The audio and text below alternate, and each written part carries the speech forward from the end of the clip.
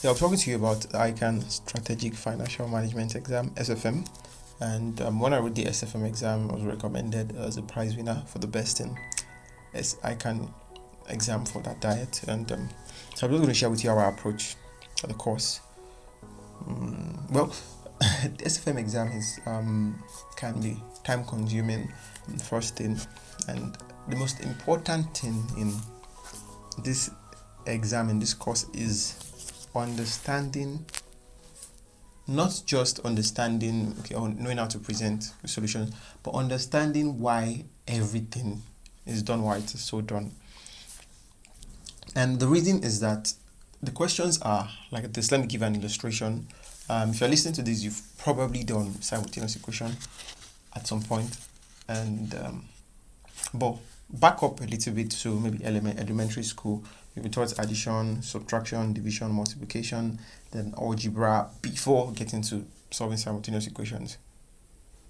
Right? But what if you understand addition or you don't understand subtraction, or you understand addition and subtraction, you don't understand algebra? You'll be unable to solve simultaneous equations. And that is exactly how the SFM exams are.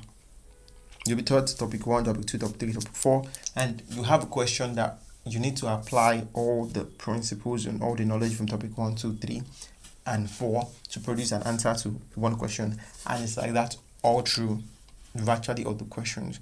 So if you understand the topic, it's not enough to say, oh, I just understand this topic. You must understand why everything in that topic is so done. For example, let's say you have the return on investment formula, which is return divided by investment. You must know, why are we dividing returns by investment? Why is the returns at the numerator? Why is the investment at the denominator? Because there will be lots of formulas to use to derive or come to conclusions. You must understand why am I using this formula? Why is this formula this way? And the reason is that the examiner can ask a question in any way, any style. And if you don't understand why the formulas are applied or why the calculations are made a certain way, if you find a question that is different, you find it difficult to answer. And let me try to make it more clear. Let's say you're always told to calculate the profit.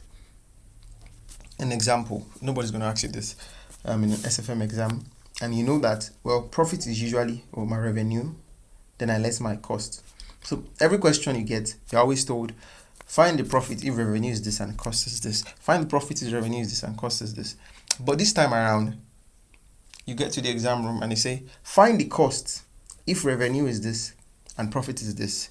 You are used to finding profit with revenue and cost. This time around, you're told to derive the cost. So you have to do a little bit of just some mathematical manipulations to derive the cost. And that's how SFM exams are. You'll be given a particular topic, told how to compute this, understanding cost.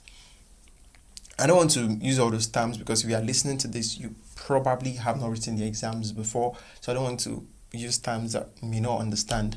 But there's this concept, there's this formula, did this, to that, and you understand it, or you can produce an answer to a question. But what if the question comes at you another way?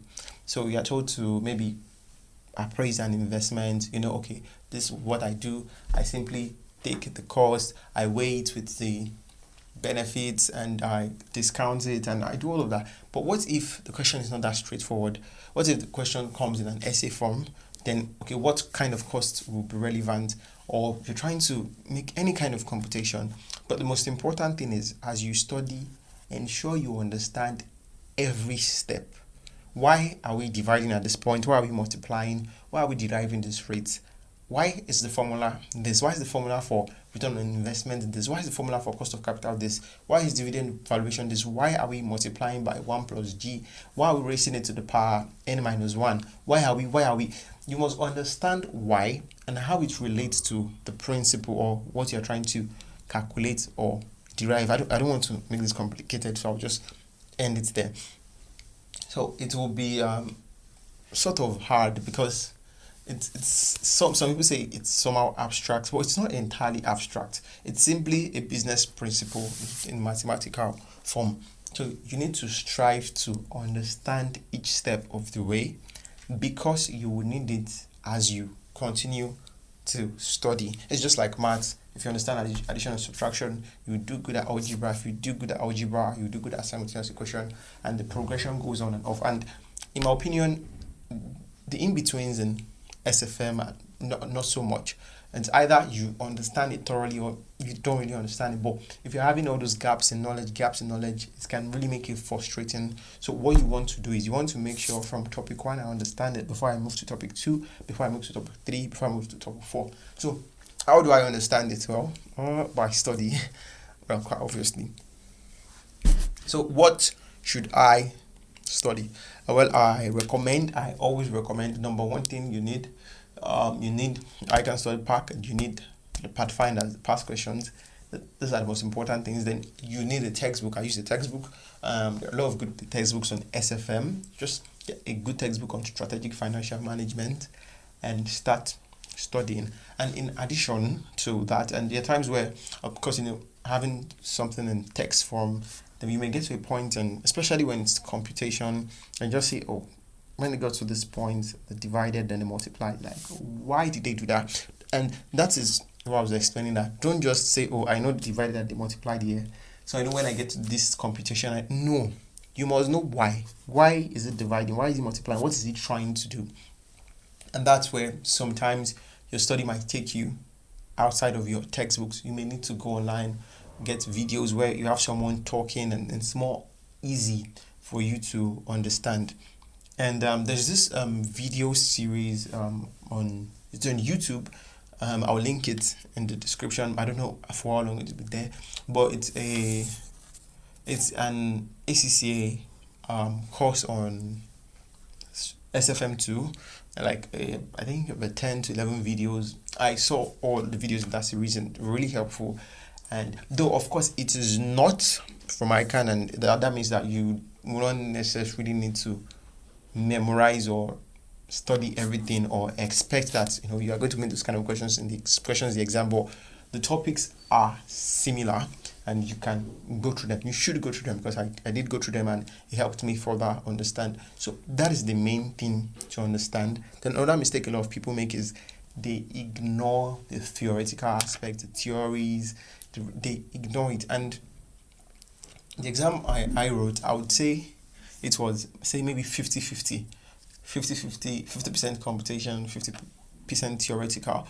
And many times, because of the calculations are overwhelming, people just, there's so much to learn, so much calculations to know, and they ignore the theoretical aspect. So as you're studying, don't just open chapter this and move to the calculation. You need to understand the theories behind it. And of course, even understanding the theory will help you understand the computation. And I feel that's a mistake another mistake people make. Like, oh, we are looking at computation of this, and let's just move straight to illustration 1. A company X is trying to acquire a company Y. Wait. You just skip through 5-6 pages of explanation on this process and why. So pay attention to the theories. They will help you understand, and they are also examined in the examination. So that is how I approached SFM. That's how I studied. And in the exam hall, you want to don't just jump at questions, because they can be time consuming. So what you want to do is you want to know what question do I want to answer before you start, and how many minutes do I want to spend on it. So once you've done that, I'm answering this number of questions, I'm spending this number of minutes on these questions, then go after it. And that's it. And I wish you success in your exam. Yeah, thanks for listening.